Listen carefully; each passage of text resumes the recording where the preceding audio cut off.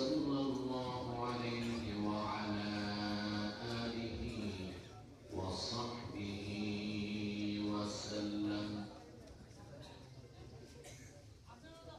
الذي أكمل الله به قصرا النبوة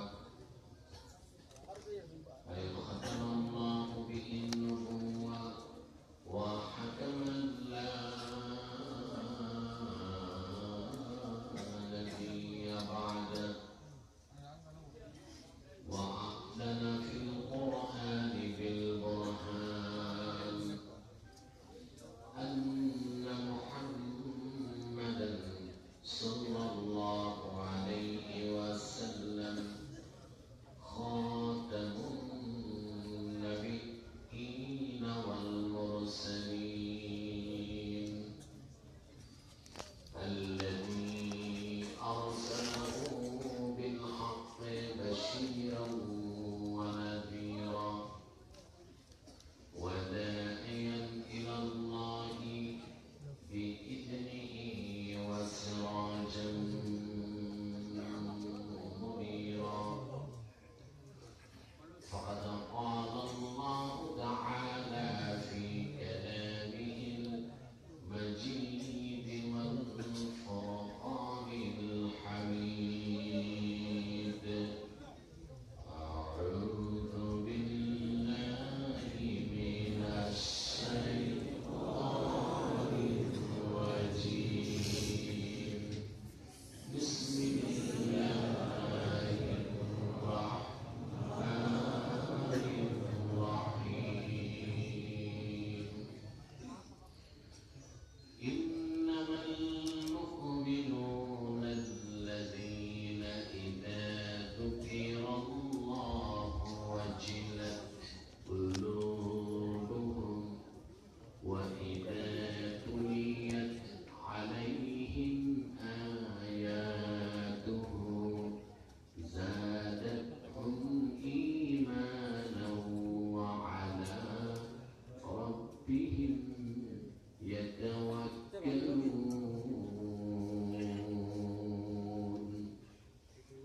صدق الله العظيم وصدق رسوله النبي الكريم ونحن على ذلك من الشاهدين والشاكرين والحمد لله رب العالمين. إن الله وملائكته يصلون على النبي يا أيها الذين آمنوا صلوا عليه وسلموا تسليما. اللهم صل على سيدنا مولانا محمد وعلى آل سيدنا مولانا. سبحان كل قرن اللهم صل على سيدنا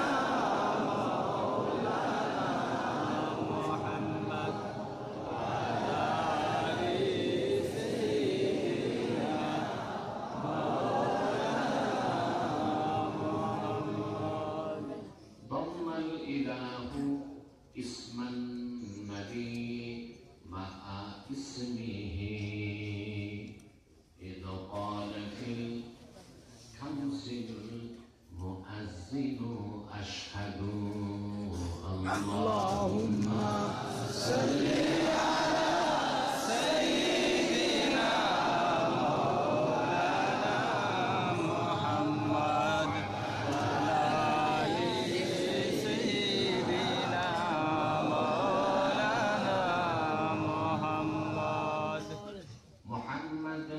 मुस्तफा नबियों की सरदार है दोनों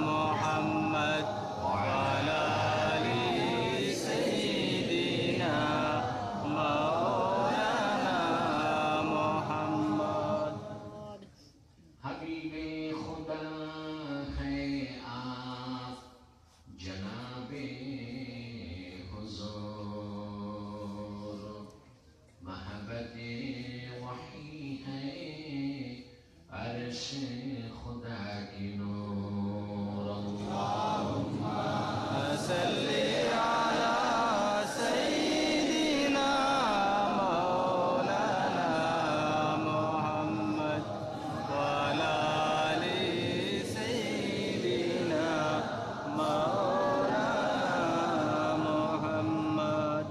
मुहम्मदुन रसूलुल्लाहि सल्लल्लाहु अलैहि वसल्लम, खतमल्लाहु बिहिन नबुव्वा व हतमन ला नबिय्य बअदहु, बलगल उला बिकमालिही कशफत दुजा बिजमालिही हसनत जमीउ खिसालिही सल्लु अलैहि व आलिही। প্রিয় সুধী, আমরা কিছু সময় আল্লাহ তাআলার জিকির করে তার সাথে একটি সম্পর্ক করে নিতে চাই।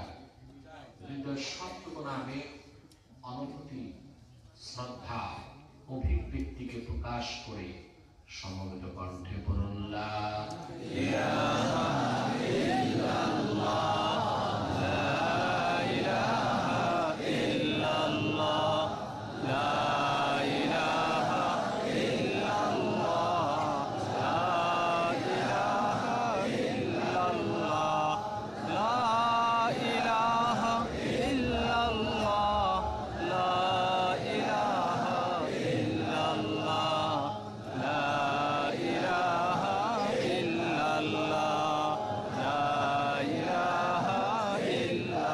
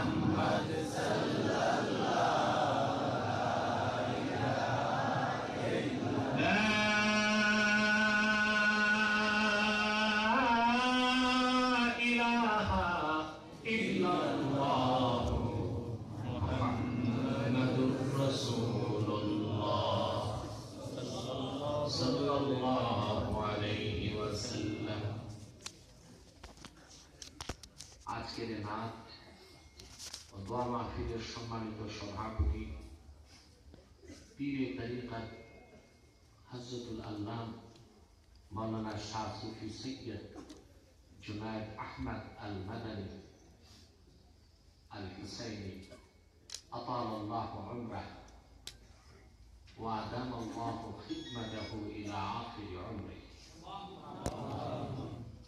হাদরাত উলামায়ে কেরাম, তুলাবায়ে ইজাম, প্রচন্ড ঝড় তুফান, প্রাকৃতিক প্রতিকূল আবহাওয়াতেও, চরম ব্যস্ততা ত্রস্ততার মধ্যেও যারা আজকে এই মুতাবাররাক মাহফিলে উপস্থিত হয়েছেন, তাদের সকলকে আমি জ্ঞাপন করছি হৃদয়ের গভীর থেকে উষ্ণ মুবারক।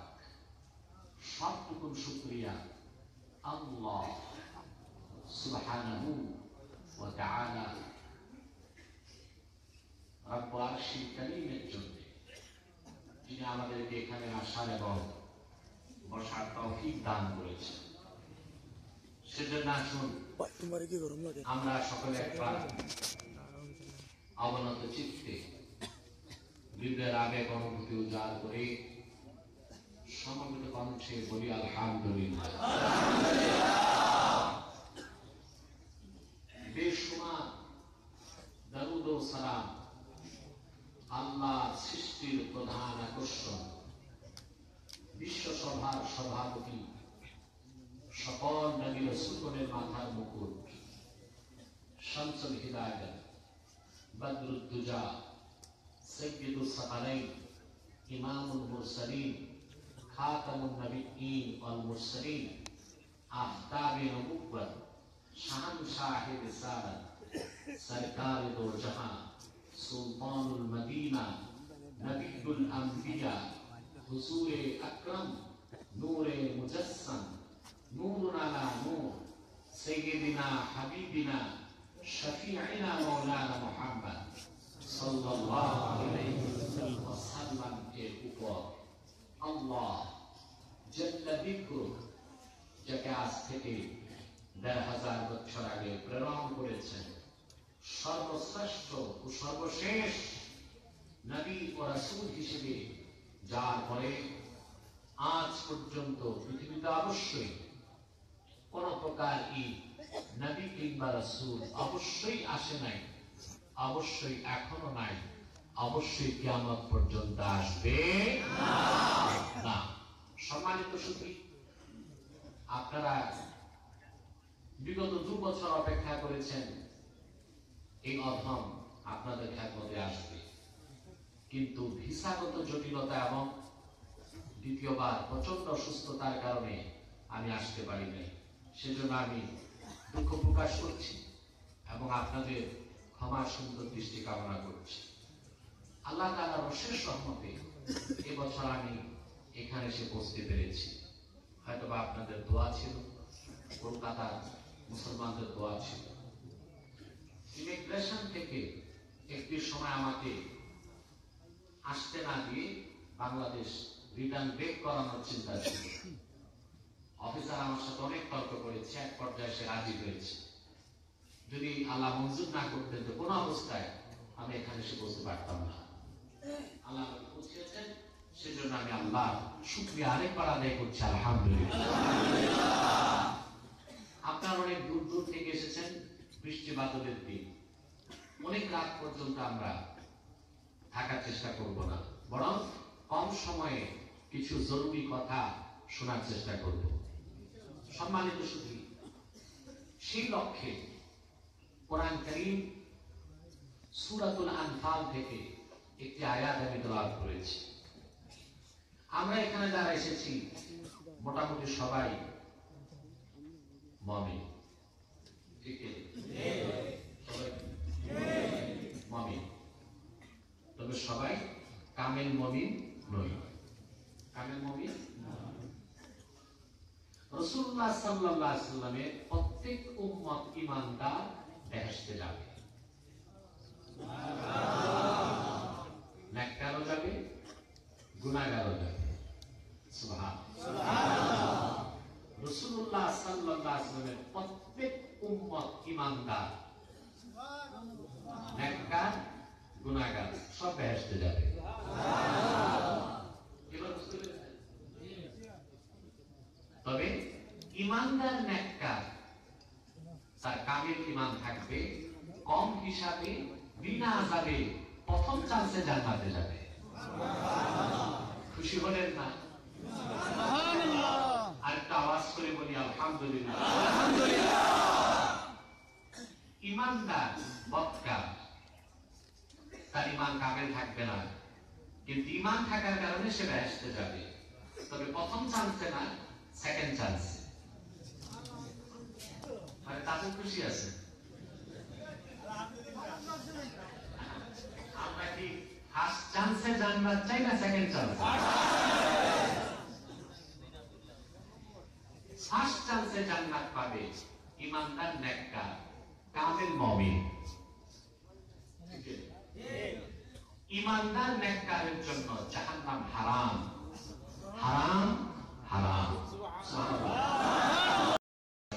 রাসূলুল্লাহ সাল্লাল্লাহু আলাইহি ওয়াসাল্লাম يقول من شهد أن لا إله إلا الله وأن محمدا رسول الله حرم الله عليه النار।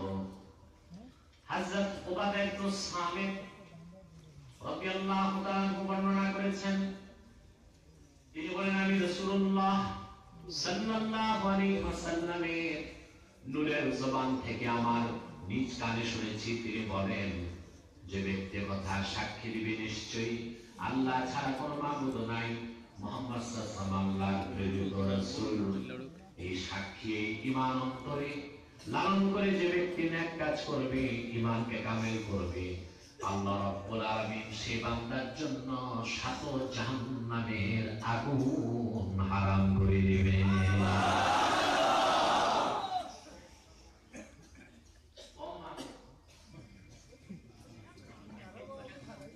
তাহলে আমরা ফার্স্ট চান্সে জান্নাত চাই, কম হিসাবে বিনা আযাবে।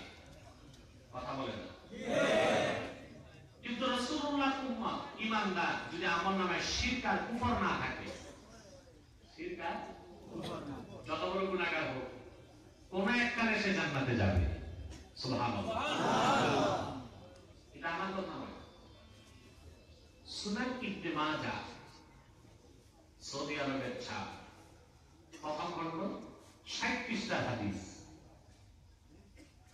রাসূলুল্লাহ সাল্লাল্লাহু আলাইহি ওয়াসাল্লামের সাহাবী বর্ণনা করেন, আল্লাহ রাসূল বলেছেন জান্নাতীগণ বেহেশতে চলে যাবে, জাহান্নামীরা জাহান্নামে। হিসাব নিকাশ শেষ, হিসাব নিকাশ শেষ। জান্নাতীরা আল্লাহর সাথে ঝগড়া করবে। সুবহানাল্লাহ। হাদিসে এসেছে আশাদ্দা মুজাদালা, তর্ক শুরু করবে আল্লাহর সাথে। এটা কেমন তর্ক? ছেলে যেমন বাবার সাথে অভিমান করে ওই রকম অভিমান করবে। আল্লাহ রাব্বুল আলামিন ডেকে বলবেন, আমার মুমিন বান্দা, চাওয়া পাওয়ার আর কি বাকি আছে? আবার কেন ঝগড়া করছো, অভিমান করছো? না চাইতে তোমাদেরকে আমি আমার হাবিবের উম্মত করেছি, ঈমানের দৌলত দান করেছি, দুনিয়াতে হায়াত দিয়েছি, রিজিক দিয়েছি, ঈমানের সাথে মৃত্যু দিয়েছি, মৃত্যুর পর কবরটাকে জান্নাতের বাগান করে দিয়েছি, হাসর ময়দানে উঠিয়েছি, মিজানের পাল্লায় বেশি সময় দাঁড় করাই নাই। তোমাদের ঈমান কামেল, সেজন্য এক ঝাটকায় কম হিসাবে বিনা যাবে আমি আল্লাহ তোমাদেরকে জান্নাতের বাসিন্দা করে দিলাম। আবার কি চাও? সুবহানাল্লাহ বলবেন না? তারা বলবেন আল্লাহ তাআলা তুমি আমাদেরকে জান্নাত দিয়েছ, কিন্তু দুনিয়াতে আমাদের অনেক আত্মীয় স্বজন, কেউ বলবে আমার বাবা, কেউ বলবে আমার মা, কেউ বলবে আমার ছেলে, কেউ বলবে আমার সন্তান, হক্কানি আল্লাহওয়ালা পীর বলবে আমার মুরিদ। আল্লাহ তাদেরকে তো জান্নাতে দেখতে পাচ্ছি না, তারা তো নাজাত পায় নাই, জাহান্নামে আছে।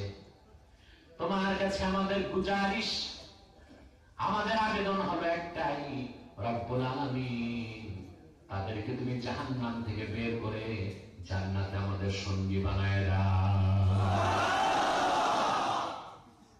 সুনান ইবনে মাজাহ সাক্ষী, আল্লাহ রাব্বুল আলামিন মালিক ফেরেশতাকে ডাকবেন। তোমার ভিতরে সাউন্ড করবে, এটা না এটা ডান পাশেরটা ভিতরে আওয়াজ না বাম পাশেরটা?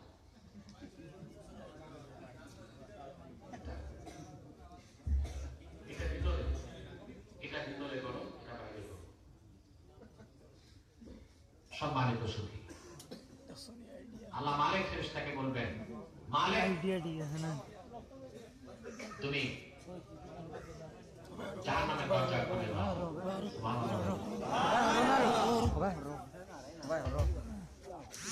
জাহান্নামের দরজা খুলে দাও,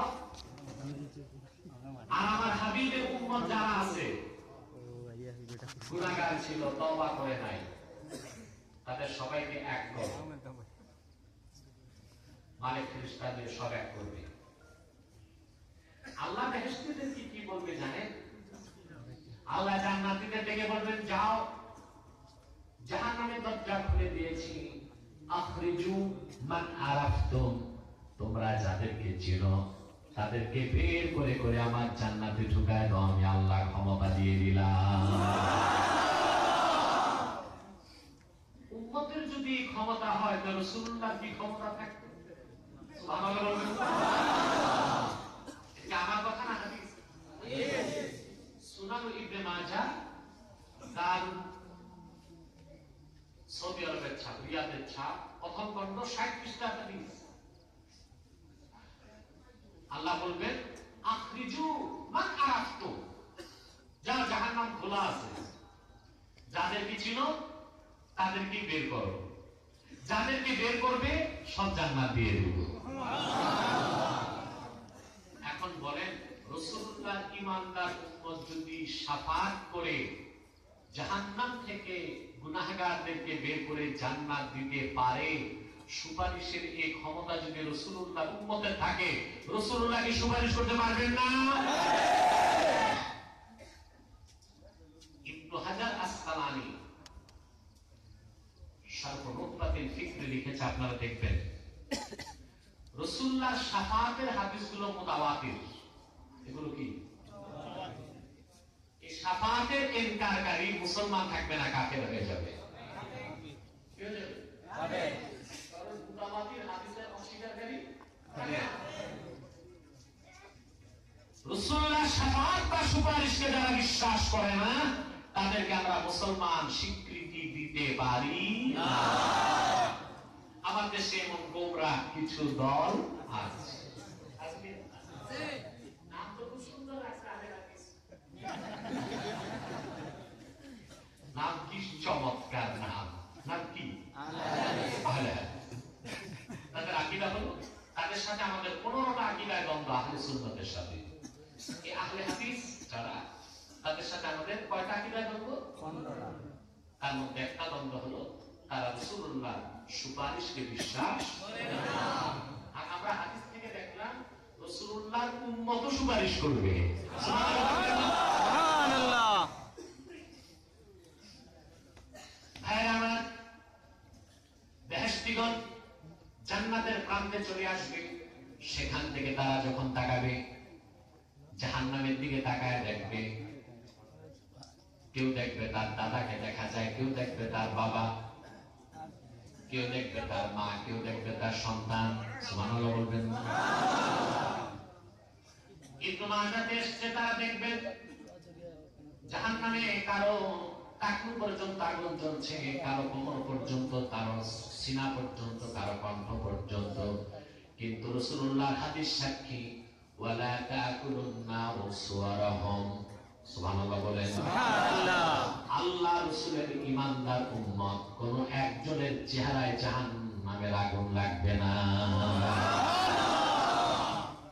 রাসূলুল্লাহর উম্মত যত বড় গুনাহগার হোক, উম্মতে মুহাম্মাদী, আমলনামায় শিরক কুফর নাই, কিন্তু গুনাহ আছে, তওবাও করে নাই, যাবে কোথায়? কখন? সেকেন্ড চান্সে যাবে জান্নাতে। কিন্তু গুনাহগার তওবা নাই, এজন্য যাবে কই? জাহান্নামে। আবার আমলনামায় শিরক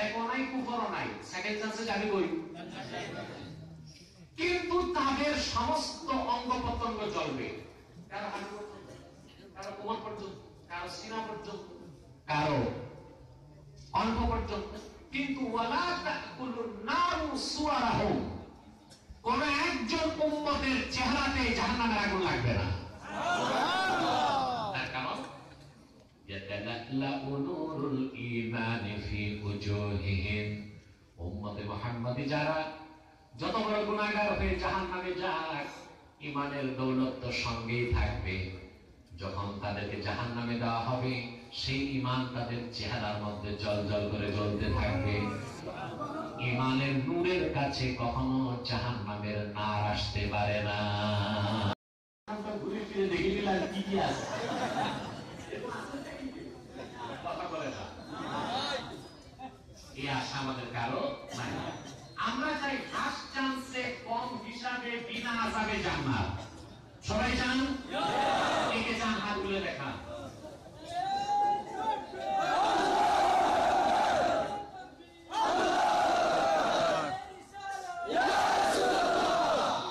তোমার এত প্রশ্নের উত্তর দিলে তো আমার ফ্লাইট মিস হবে। প্রশ্ন কমাও, হ্যাঁ বাছাই করো, বাছাই। আমার ফ্লাইট হচ্ছে 7:40, বের হতে হবে 4টায়। হ্যাঁ, আমি তো 8টা থেকে রেডি, আমাকে আনা হয় নাই, অন্যান্য কাজ ছিল আনুষঙ্গিক, সেজন্য। এখন 10টা পার হয়ে সব আনিত ছুটি। এখন প্রশ্ন হলো, ফার্স্ট চান্সে কারা জান্নাতে যাবে বিনা আযাবে? কামিল ঈমানদার। সুবহানাল্লাহ। কারা যাবে? এখন আমাদের কামিল ঈমানদার হতে হবে। আমরা ঈমানদার সবাই কামিল ঈমানদার? আমরা কামিল ঈমানদার হতে চাই। কামিল ঈমানদার হতে চাই। কামিল ঈমানদারকে আল্লাহ রাব্বুল আলামিন তাদের বৈশিষ্ট্য আলোচনা করতে যে কোরআন কারীমে বলেন, ইন্নামাল মুমিনুনা আল্লাযীনা ইযা যুকিরাল্লাহু ওয়াজিলাত কুলুবুহুম ওয়া ইযা তুলিয়াত আলাইহিম আয়াতুহু যাদাতহুম ঈমানান ওয়া আলা রাব্বিহিম ইয়াতাওয়াক্কালুন। আল্লাহ রাব্বুল আলামিন বলেন, ইন্নামাল মুমিনুনা আল্লাযীনা ইযা যুকিরাল্লাহ, পরিপূর্ণ মুমিন তারাই যাদের সামনে আল্লাহর জিকির উচ্চারিত হয়। সুবহানাল্লাহ বলেন। ওয়াজিলাত কুলুবুহুম, আল্লাহর জিকির শুনে তাদের অন্তর আল্লাহর ভয়তে ভীত সন্ত্রস্ত হয়ে যায়, নরম হয়ে যায়। সুবহানাল্লাহ। ওয়া ইযা তুলিয়াত আলাইহিম আয়াতুহু, আর তাদের সামনে যখন আল্লাহর কোরআনের আয়াত তেলাওয়াত হয়, যাদাতহুম ঈমানা, কোরআনের আয়াত তাদের ঈমানকে বাড়ায় দেয়। সুবহানাল্লাহ। ওয়া আলা রাব্বিহিম ইয়াতাওয়াক্কালুন, আর তারা তাদের রব আল্লাহ রাব্বুল আলামিনের উপর পরিপূর্ণ মাত্রায় ভরসা করে। তাদের তাওয়াক্কুল কার উপর? আল্লাহ। কয়টা সিফাত আল্লাহ বললেন? কামেল মুমিন হইতে, মুমিন হইতে না, কামেল মুমিন হতে কয়টা? আমি তিনটার ব্যাখ্যা করি, তাফসীর শেষ। ঠিক আছে স্যার? এই জায়গায় চুলকানি বেশি আব্দুল হাস, চুলকানি কমাও, আসা যাওয়া টোটাল বন্ধ করো, কেউ আসবে না আর কেউ নামবে না। আমি সবসময় মাহফিল কমিটিকে বলি, কালকে কলকাতা স্টেজে ওঠার ফিস হবে 500 টাকা। কত? এতে যার দরকার নেই সে 500 টাকা উঠবে না, আর যার দরকার সে উঠার পর সার পোকা কামড়াইলেও আর নামবে না। স্টেজ থাকবে নিরাপদ, আর মাহফিল কমিটির এক্সট্রা আয় হয়ে গেল। আল্লাহ তাআলা বলেন, ইন্নামাল মুমিনুন, খাঁটি প্রকৃত মুমিন আল্লাযীনা ইযা যুকিরাল্লাহ, তাদের সামনে যখন আল্লাহর জিকির হয়, কি হয়? আল্লাহর জিকির বুঝেন না? খুব কম সংখ্যক মুসলমান আল্লাহর জিকিরের হাকিকত বুঝে। আমরা জিকির বলতে শুধু মনে করি সকাল বিকাল মুখের জিকির, ঠিক না? হ্যাঁ, 3 মাসে একবার জিকির দেন সকাল বিকাল, আমরা মনে করি ওই একটাই জিকির, আর কোন জিকির। মৌখিক জিকির অনেক ফজিলত, অনেক ফজিলত, অনেক সওয়াব, কোন সন্দেহ নেই। অবশ্য একটি দল আছে ওই আহলে হাদিসি, মুখের জিকিরকে বিশ্বাস করে না, বলে আল্লাহ আল্লাহ জিকির কোরআন হাদিসে কোথাও নাই। আল্লাহ আল্লাহ জিকির নাই। কোরআন শরীফে আল্লাহ বলেছেন ফাসকুরিসমা রাব্বিক, ফাসকুরিসমা রাব্বিক, আপনার রবের নামের জিকির করুন। রবের জিকির না রবের নামের জিকির? রবের বড় নাম কি? আল্লাহ। আল্লাহর নাম নিতে এত কৃপণতা? রবের নাম বড় নাম কি? আল্লাহ। আল্লাহ বলেছেন রবের নামের জিকির করো, তাইলে আল্লাহ আল্লাহ জিকির করতে হয় কি হয় না? আছে না নেই? আছে। সহিহ বুখারী জিলদে সানিতে এসেছে, রাসূলুল্লাহ বলেছেন লা তাকুমুস সাআতু হাত্তা ইউকালা আল্লাহু আল্লাহ। ততক্ষণ কিয়ামত সংঘটিত হবে না যতক্ষণ আমার ঈমানদার উম্মতের মুখে আল্লাহ আল্লাহ জিকির চলবে। মুখের জিকির আমরা বিশ্বাস করি, কিন্তু শুধু মুখের জিকিরটাই সব জিকির না, আরো জিকির আছে। নামাজকে আল্লাহ জিকির বলেছেন, কি বলেছেন? নামাজকে জিকির। আমাদের বাংলাদেশে এবং আপনাদের আসামে এমন অনেক পীর ফকির আছে ভণ্ড, যাদের কাছে জিকির আছে নামাজ নাই। আছে কিনা? এসরা ভণ্ড কি বলে লাফায় ফালায় করো জিকির যেমনে খোদা রাজি, বলছে বাবা অমুক পুরি। তারপর শুধু জিকির না তো, জিকিরের নামে লাম্পট্য জিকির, সাথে একতারা দোতারা সেতারা তাম্বুরা জাম্বুরা।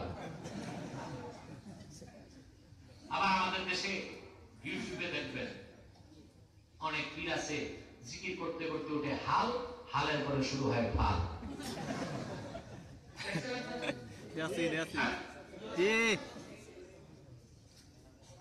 জিকির শুরু হতেই ট্রেনিং প্রাপ্ত মানুষ থাকে, ওরা হাল উঠে হালের পর ফাল, বাঁশ, গাছ এগুলো তুলতে থাকে হনুমানের মতো। তবে তারা খুব চালাক, সুপারি গাছে উঠে মান্দার গাছে উঠে না। মান্দার গাছ মাদার গাছ কাকা আছে, কেমন হাল যে হাল মাদার গাছও চিনে সুপারি গাছও চিনে। সব বেদাত, সব কি? সেই বেদাতিরা যদি আবার আমাদেরকে বেদাতি বলবে তা আমাদের অট্ট হাসি পায়। মাথা থেকে পা পর্যন্ত বেদাত তাদের, আঙ্গুলটা আমাদের দিকে, কিন্তু ওদের বোঝা উচিত এক আঙ্গুল আমাদের দিকে, 3 আঙ্গুল ওদের দিকে।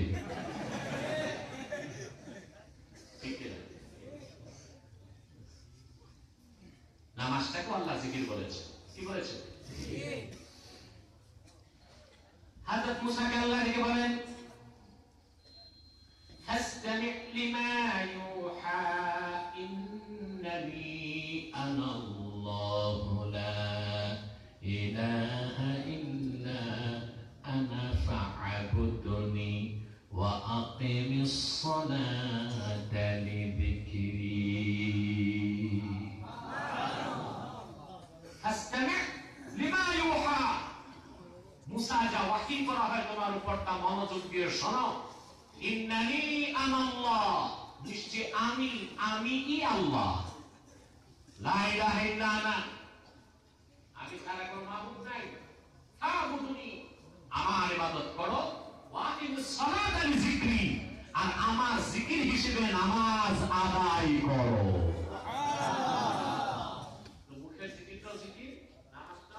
জিকির। কথা বলেন।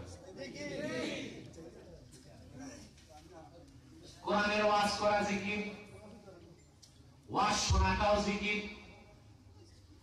আল্লাহ কোরআনে বলেন ফাযাক্কির ইন নাফাআতিয যিকরা সায়াযাক্কারু মান ইয়াখশা ওয়া ইয়াতাজান্নাবুহাল আশকাল্লাযী ইয়াসলান নারাল কুবরা। ইবনে কাসির লেখেন ফাযাক্কির আই ইজ হোম। আল্লাহু আকবার, আল্লাহু আকবার। ফাযাক্কির আই ইজ, ওয়াজ থেকে ইজ হোম।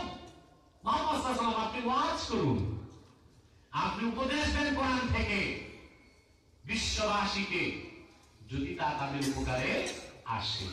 তাহলে কোরআন থেকে ওয়াজ, সেটাকে আল্লাহ জিকির বলছেন। পড়াও জিকির, শোনাও জিকির। কিন্তু সূরা আনফালে আমি যে আয়াতের ব্যাখ্যা করছি, সেখানে আল্লাহ তাআলা কোন জিকিরের কথা বলেছেন? আল্লাযীনা ইযা যুকিরাল্লাহ, এখানে কোন জিকিরের কথা আল্লাহ বলেছেন? যে জিকির বান্দার দিলকে নরম করে দেয়। এটা বুঝতে হবে, বুঝার দরকার আছে। হাফেজ আল্লামা ইবনে কাসির রাহমাতুল্লাহি আলাইহি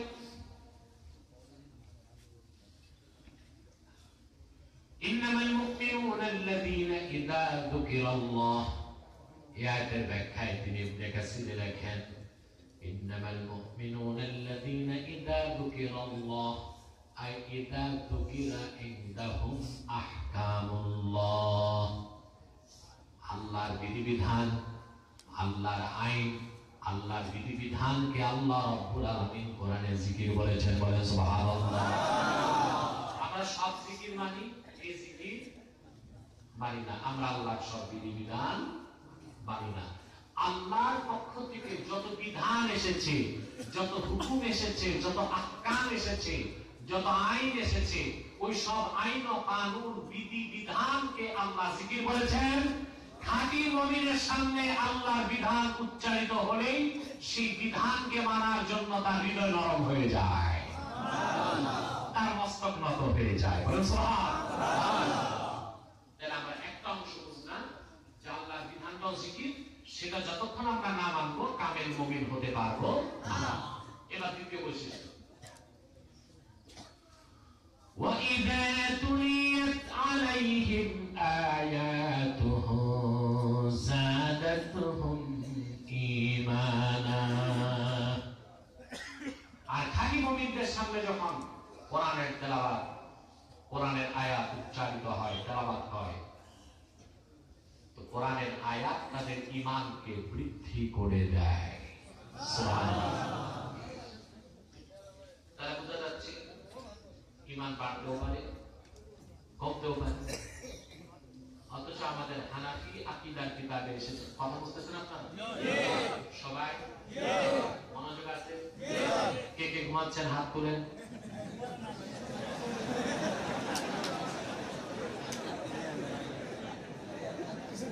ঘুমাচ্ছে না, হুঁশ জ্ঞান ঠিক নাই।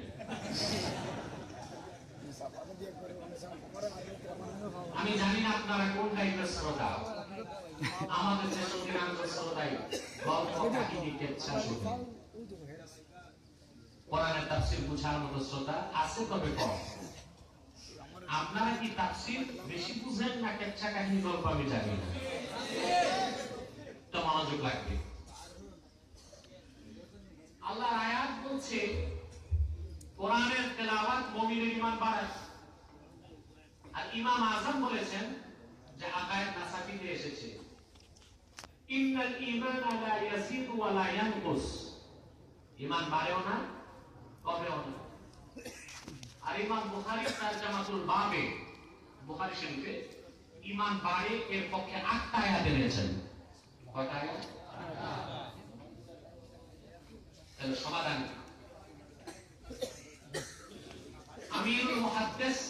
আমিরুল মুহাদ্দিসিন বুখারী বলছেন ঈমান বাড়ে কমে। ইমাম আজম বলেছেন ইমান বাড়েও না, ইমান কমেও না। দুইজনের কথায় কোনো দ্বন্দ্বই নাই। সমাধান মুহাক্কিকগণ লেখেন ইন্না নূরাল ঈমান ইয়াজিদু বিল মাসিয়া ওয়া ইয়ানকুসু বিল মা ইয়াজিদু বিত তাআতি ওয়া ইয়ানকুসু বিল মাসিয়া ইন্না আসলাল ঈমান লা ইয়াজিদু ওয়া লা ইয়ানকুস। ঈমানের আসল যেটা সেটা বাড়েও না সেটা কমেও না। ওয়ালাকিন্না নূরাল ঈমান ইয়াজিদু বিত তাআতি ওয়া ইয়ানকুসু বিল মাসিয়া। কিন্তু নেক কাজ করলে ঈমানের নূর বাড়ে, আর খারাপ কাজ করলে ঈমানের নূর কমে যায়। আছে বন্ধু? জোরে মাপো না বাবা। আছে বন্ধু? ইমাম আজম বলেছেন ঈমান বাড়ে না কমে না, তার মানে আসলুল ঈমান, ঈমানের মূল বাড়েও না কমেও না। ইমাম বুখারী, ইমাম মুসলিম, শাফি, ইমামে আউজাঈ, আহমদ বিন হাম্বল, ইমামে মালিক, তারা সবাই বলেছেন ঈমান বাড়ে কমে। তার মানে ঈমানের নূর বাড়ে, ঈমানের নূর কমে। ঈমান আনার পর বান্দা যত নেক কাজ করবে তার নূর বাড়তে থাকবে, আপনার ইয়াকিন বাড়তে থাকবে। বান্দা নেক কাজ করতে করতে এমন একটা সময় চলে আসে তার ইয়াকিনটা ইলমুল ইয়াকিন থেকে আইনুল ইয়াকিন হয়ে যায়, আইনুল ইয়াকিন থেকে হাক্কুল ইয়াকিন হয়ে যায়। আর তার ঈমানটা ঈমানে লফজি থেকে ঈমানে যিহনি, ঈমানে যিহনি থেকে ঈমানটা ঈমানে গায়বী হয়ে যায়। কথাটা কি বুঝেন? ঈমানের তিনটা স্তর আছে। কয়টা? তিনটা। ভালো করে বুঝতেছেন? জি। আমরা সবাই ঈমানদার, কিন্তু কামিল ঈমানদার না। শুরুতেই বলেছি প্রত্যেক ঈমানদার বেহেশতে যাবে, তবে কেউ ফার্স্ট চান্সে, কেউ সেকেন্ড চান্সে। আমরা ফার্স্ট চান্সের বাসিন্দা হতে চাই। সেজন্য আমাদের ঈমান কি লাগবে? কামিল। সে কামিল ঈমান কিভাবে করবেন তাই শিক্ষা দেওয়া হচ্ছে। বুঝতেছেন কথা? জি।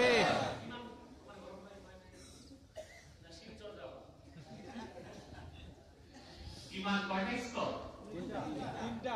ভালো করে খেয়াল করেন, তাহলে আপনারা নিজেরাই বুঝবেন আপনাদের ঈমান কোন স্তরে আছে। ঈমানের প্রথম স্তর হলো ঈমানের লফজি, ঈমানের লফজি। তারপর এর চেয়ে উপরের ঈমান ঈমানে যিহনি। টপ ক্লাসের ঈমান হলো ঈমানে গায়বী। আল্লাহর প্রত্যেক ওলির ঈমান হলো ঈমানে গায়বী। তার ঈমান কি? সংজ্ঞা লাগবে না? সংজ্ঞা ছাড়া তো বুঝবেন না। যখন কোন ব্যক্তি কালেমা উচ্চারণ করবে আশহাদু আল্লা ইলাহা ইল্লাল্লাহ ওয়া আশহাদু আন্না মুহাম্মাদান আবদুহু ওয়া রাসূলুহু, সে মুমিন হয়ে যাবে, মুসলমান হয়ে যাবে। তবে তার ঈমানটা হবে ঈমানে লফজি। ঈমানে লফজি। আমাদের সবার অধিকাংশের ঈমান ঈমানে লফজি, ঠিক আছে? আমাদের মুখে ঈমান, দিলে ঈমান। ঈমান আনার পরে, কালেমার সাক্ষী দেওয়ার পরে, অন্তরে বিশ্বাসের পরে বান্দা যখন আল্লাহর হুকুম মানবে, ফরজ ওয়াজিব আদায় করবে, আর কবিরা সগীরা গুনাহ বাদ দিবে, তখন তার ঈমানটা হয়ে যাবে ঈমানে যিহনি। সুবহানাল্লাহ বলবেন না? মুখে কালেমা উচ্চারণের পরে, অন্তরে বিশ্বাসের পরে, সকল ফরজ ওয়াজিব আদায়ের পরে, আর হারাম কাজ কবিরা গুনাহ ছাড়ার পরে বান্দা যখন বেশি বেশি সুন্নাত আর নফল আদায় করবে, মাকরু কাজগুলো ছেড়ে দিবে, আল্লাহ রাব্বুল আলামিন তার ঈমানটাকে করে দিবেন ঈমানে গায়বী। তখন তার ঈমানের নূর এমন এক পর্যায়ে চলে যাবে, মোল্লা আলী কারি মিশকাতে শরাবের কাতে লেখেন ফায়াজহারু লাহু গায়বুল গায়ব। এমন নূর আল্লাহ তার সিনায় ঠেলে দিবেন, ওই মুমিন বান্দার কাছে শুধু গায়েব নয়, গায়েবের গায়েবটাও প্রকাশ পেয়ে যাবে। গায়েবের গায়েবটাও প্রকাশ পেয়ে যাবে। আপনার কাছে যেটা গায়েব, নামের মুমিন যার ঈমানে গায়েবী হয়ে গেছে, তার কাছে ওটা গায়েব না। সুবহানাল্লাহ বলেন। আপনার কাছে যেটা গায়েবুল গায়েব, তার কাছে সেটা গায়েব না, গায়েবুল গায়েবটাও তার কাছে গায়েব থাকবে না। সুবহানাল্লাহ বলেন। ওই শক্তি এবং চোখ বন্ধ করে 1000 মাইল দূরে দেখেন, আপনি চোখ খুলেও 21 মাইল দূরে দেখবেন না। আর ওই একরাম চোখ বন্ধ করে 1000 মাইল দূরে দেখতে পায়। আল্লাহু আকবার। এই যদি হয় উম্মতের ক্ষমতা, তো নূর নবীর কি ক্ষমতা? সুবহানাল্লাহ বলুন। সুবহানাল্লাহ। আরে বাবা, সেজন্যই তো বলি মিলাদের কিয়াম নিয়ে দ্বন্দ্ব কারা করে? ইলমে মারিফত যাদের নাই, ইলমে মারিফত যখন চলে আসবে কোনো দ্বন্দ্বই থাকবে না। কিয়ামে লাগে কিছু থাকবে না, সব এক হয়ে যাবে। এক যখন সবাই কিয়াম শুরু করবে, সবাই কিয়াম। কেন আমরা কেন কাশ্মীরে দাঁড়াই? মিলাদ দিয়ে তো কোনো ইশকালি চলবে না, মিলাদ তো হাদিস দিয়ে সাব্যস্ত। আপনারা আমার লেকচারগুলো তো ক্লিপ দেখেছেন, 25 মে বাহাসও আপনারা দেখেছেন। আমরা উপস্থিত হয়েছি, বিপক্ষ উপস্থিত হয় নাই, দেখেছেন না? শুধু আমি অধম, আমার জীবনের মোতালায় সরাসরি হাদিসের কিতাবে মিলাদের উপর 14টা পরিচ্ছেদ পেয়েছি। হাদিস কত শত তার কোনো হিসাব আমার কাছে নাই। মিলাদ নিয়ে কোনো ইশকাল চলবে না, এটা সুন্নাত। দ্বন্দ্বটা হয় কিয়াম নিয়ে।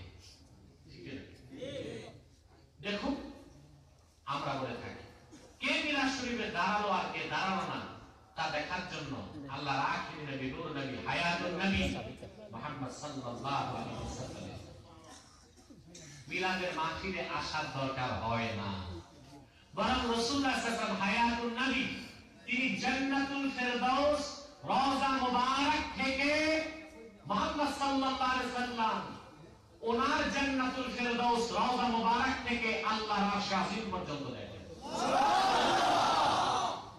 এই ক্ষমতা আল্লাহ রাসূলুল্লাহকে দান করেছেন। তাহলে আপনারা বলেন, কে দূরে দাঁড়ায়া সালাম করলো, কে বসে, তাকে রাসূলুল্লাহ দেখবেন না? কথা বলে না। তাহলে ফতোয়া তো দরকার নাই, আদব কি? আদব এক জিনিস, ফাতাওয়া আরেক জিনিস। তাহলে আদব কি দরুদ সালাম বসে বসে না দাঁড়িয়ে? এখন আসেন, হুজুর কি দূরে দেখার ক্ষমতা রাখেন? রওজা শরীফ থেকে দূরে দেখার ক্ষমতা রাখেন? একটা হাদিস বলি, কথা বলেন। আমরা মুমিন, আমরা এক দলিলে বিশ্বাস। মুমিনের দলিল লাগে একটা, শয়তানের লাগে 99টা।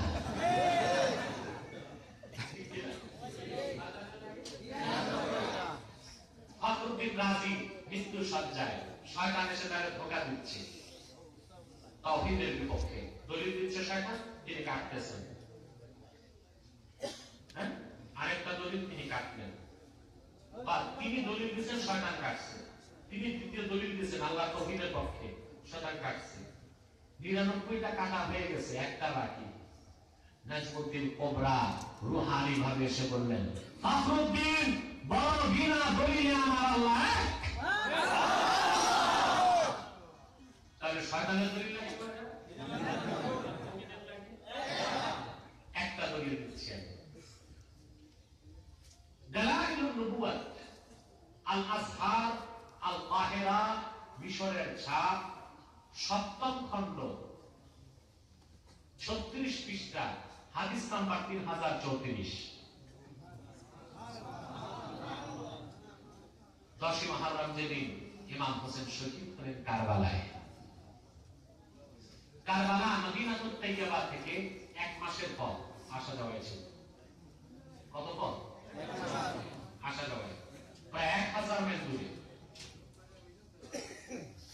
ইমাম হোসেন সেখানে গেলেন, শাহাদাত বরণ করলেন 10ই মুহররম মাগরিবের আগে, আসরের পরে।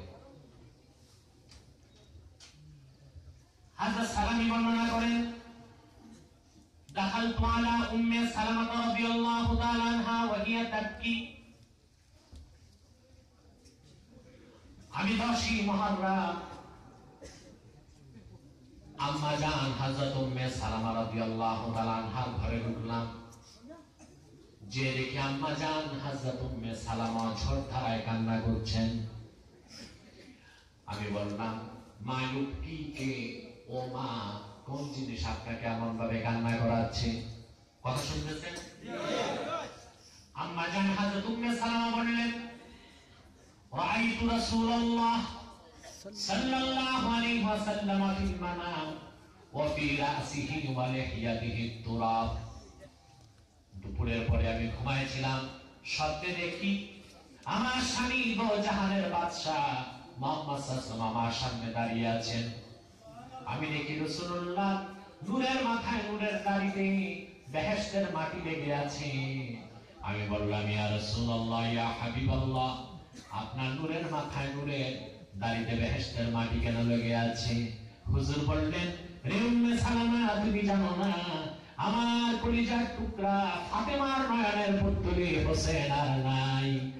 ও রাসূলুল্লাহ বললেন, কাদ শাহিদতু কাতলাল হুসাইনে আনিফা, এই মাত্র আমি আমার চোখে হোসেনের শাহাদাত দেখলাম। রাসূলুল্লাহ রাইতু বলেন নাই, রাইতু দুই অর্থ নেই, চোখে দেখা স্বপ্নে দেখা। হুজুর বলেছেন শাহিদতু, শাহিদা ইয়াশহাদু, শুহুদ আসে হুজুর অর্থে, হুজুর অর্থাৎ আমি জান্নাতুল ফেরদাউস রওজা মুবারক থেকে আমার চর্ম চোখে আমার নাতি হোসেনের শাহাদাত দেখলাম। আল্লাহু আকবার। এটা আমার কথা, কথা বলে না, কোন রিসালার কথা, কোন ফতোয়ার কথা, সরাসরি হাদিস, সরাসরি হাদিস। দালাইলুন নুবুওয়াত 7ম খণ্ড, আল আজহার আল কাহিরা, মিশরের ছাপ, 7ম খণ্ড, 36 পৃষ্ঠা, হাদিস নাম্বার 3034, যা স্পষ্ট প্রমাণ দিয়েছে রাসূলুল্লাহ সাল্লাল্লাহু আলাইহি ওয়াসাল্লাম, রাসূলুল্লাহ সাল্লাল্লাহু আলাইহি ওয়াসাল্লাম যদি মদিনাতুত তাইয়্যিবা জান্নাতুল ফেরদাউস রওজা মুবারক থেকে 1000 মাইল দূরে হোসেনের শাহাদাত দেখার ক্ষমতা রাখেন, তো কে দূরে দাঁড়িয়ে সালাম পড়লো আর কে বসে, তাকে দেখবেন না? এই একটা জিনিস মানে আমাদের দ্বন্দ্ব শেষ। আমাদের ভাই ভাই যে দ্বন্দ্বটা আছে এটা শেষ। যে হাদিস বললাম এখানে কোনো প্রশ্নই নেই, আর আপনার প্রশ্ন থাকলে লিখে দিবেন। আমি যে হাদিস বললাম এখানে কোনো প্রশ্ন থাকবে না, কোনো প্রশ্ন নাই। অন্য দলিলের প্রশ্ন থাকতে পারে, আমি যে হাদিস বলেছি এখানে কোনো প্রশ্ন চলবে না। তাও যদি প্রশ্ন থাকে আপনার লিখে দিবেন, আমি উত্তর দিয়ে দেব। সম্মানিত সুধী, তাহলে রাসূলুল্লাহর ক্ষমতা কি তা তো বুঝার ক্ষমতা আল্লাহ আমাদের মতো নাদানদেরকে দেন নাই। রাসূলুল্লাহর উম্মত যদি ঈমানটাকে ঈমানে গায়বী বানায়, সেই তো চোখ বন্ধ করে 1000 মাইল দূরে দেখতে পায় কি হচ্ছে কি না হচ্ছে, কারণ ফায়াসহারু লাহু গায়বুল গায়ব। তার কাছে তখন শুধু গায়ব না, গায়বের গায়বটাও প্রকাশ পায়। বলেন সুবহানাল্লাহ। ওটা কোন ঈমান? ঈমানে গায়বী, ঈমানে গায়বী। আর আমাদের ঈমান হচ্ছে ঈমানে লফজি। ঈমান যেমন 3 শ্রেণী, ইয়াকিনটাও 3 প্রকার। ইয়াকিনটাও প্রকার, ইয়াকিনটাও 3 প্রকার। দেখেন দেখতে দেখতে 1 ঘন্টা চলে গেছে, আর 10-15 মিনিট ওয়াজ চলবে। প্রশ্ন আছে? প্রশ্ন লাগতো না। অনেক প্রশ্ন জমে গেছে। আমি আগে বলেছি কম সময়ে বেশি কথা শুনবেন, ওটা লাভ। বেশি সময় কম কথা শুনে কোনো লাভ নাই। বারবার মাইকটা ধরছো, তুমি বাড়াচ্ছ আওয়াজ, কমাচ্ছ, ব্যাপারটা কি? সাউন্ড অ্যাডজাস্ট করে রাখো, অ্যাডজাস্ট করে রাখো, বারবার কথা বলতে কথা শুনতেছেন? ইমানটা কি হবে? ইমানে গায়বী। ইয়াকিন কয় প্রকার? ইলমুল ইয়াকিন, আইনুল ইয়াকিন, হাক্কুল ইয়াকিন। সুবহানাল্লাহ। এটা তাসাউফ তরিকতের সবক। তাসাউফ বড় বড় পীর সাহেবরা বেশি বেশি বুঝাবে, আমি ছোট মানুষ কম করে বুঝাই। অনেক দূরে আগুন জ্বলছে, আগুন, কিন্তু আগুন দেখা যায় না, ধোঁয়া উঠতেছে। কি উঠতেছে? এখন ছেলে বাপকে জিজ্ঞেস করলো, বাবা ওইখানে কি? তো বাবা বলল, ছেলে ওখানে আগুন। ছেলে বললো, বাবা আগুন তো দেখা যায় না, ধোঁয়া না উঠতেছে। বাবা বলল, ধোঁয়া আছে মানে আগুন আছে, আগুন ছাড়া ধোঁয়া হতে পারে না। এটা ইলমুল ইয়াকিন। এটা কি? এই ইয়াকিন কার? যার ঈমান ঈমানে লফজি, তার হবে ইলমুল ইয়াকিন। কি হবে? আল্লাহ রাব্বুল আলামিনকে চোখে দেখা যায় না, কিন্তু এই আকাশ, এই জমিন, নদীনালা, পর্বতমালা, মহাকাশ, সূর্য, চন্দ্র, নক্ষত্র, গ্রহ, গ্রহাণুপুঞ্জ, নিহারিকা, ধূমকেতু, যা কিছু আছে, এই সৃষ্টি কথার প্রমাণ দিচ্ছে স্রষ্টা একজন আছেন, তিনি আমার আল্লাহ। স্রষ্টা ছাড়া সৃষ্টি হতে পারে না। সৃষ্টি আছে মানে স্রষ্টা আছে, এবং তিনি এক। এটা ইলমুল ইয়াকিন। যেমন ধোঁয়া আছে মানে আগুন আছে, ঠিক কিনা? যার ঈমান ঈমানে লফজি, তার এই রকম ইয়াকিন, তার ইয়াকিনের নাম ইলমুল ইয়াকিন। বুঝতেছেন? আপনারা শুধু জীবনভর শুনেন ঈমান ইয়াকিন, ব্যাখ্যা তো নেন না। শুধু ঈমান আর ইয়াকিন শুনলেন, ঈমান কি ইয়াকিন কি তার ব্যাখ্যা নেন না। ছেলে বলল, বাবা আমি আগুন দেখব। বাবা ছেলের হাত ধরে নিয়ে গেল আগুনের কাছে।